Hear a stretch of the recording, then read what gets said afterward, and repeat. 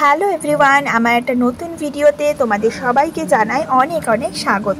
আজকে হলো আমার জন্মদিন, তাই আজকে সকাল সকাল উঠেই একদম সেজেগুজে রেডি হয়ে নিয়েছি।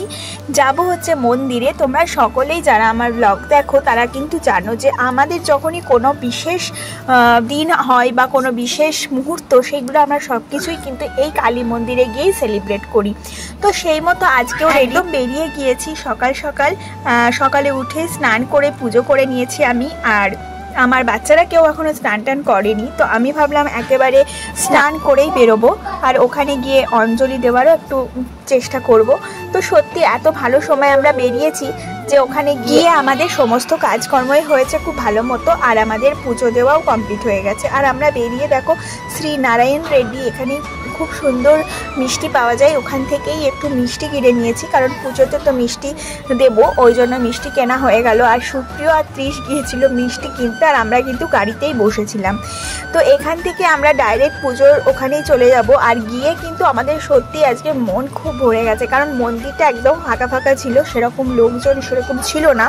আর ওখানে গিয়ে দেখলাম প্রত্যেকটা মন্দিরে পুজো হচ্ছে, সুন্দর পুজো হচ্ছে, আর মা কালীকে খুব সুন্দরভাবে দর্শন করতে। আর প্রত্যেকটা মন্দিরেই কিন্তু সেই সময় খুব ভালোভাবে পুজো হচ্ছিল, সেটা আমরা ভালোভাবেই দর্শন করলাম।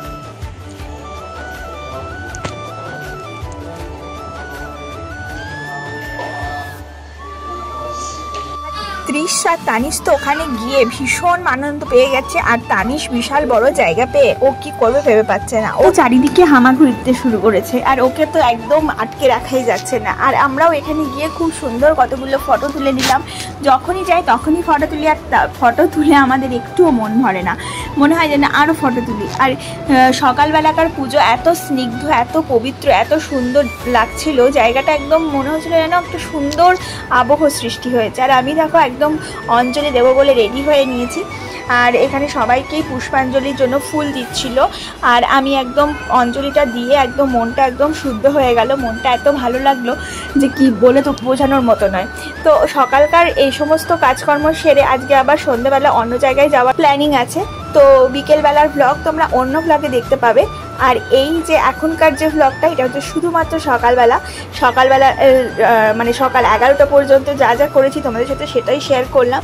তো আজকে তো এখানেই সমস্ত কিছু কমপ্লিট করে নিলাম সকালকার কাজকর্ম, তারপরে বাড়ি গিয়ে আবার একটুখানি রান্নাবান্না করবো শুধু দুপুরকার জন্য। তো আজকের মতো ভিডিওটা এখানেই এন্ড করলাম। তোমরা খুব ভালো থেকো, সুস্থ থেকো, দেখা হবে পরবর্তী ব্লগে। ততক্ষণের জন্য টাটা।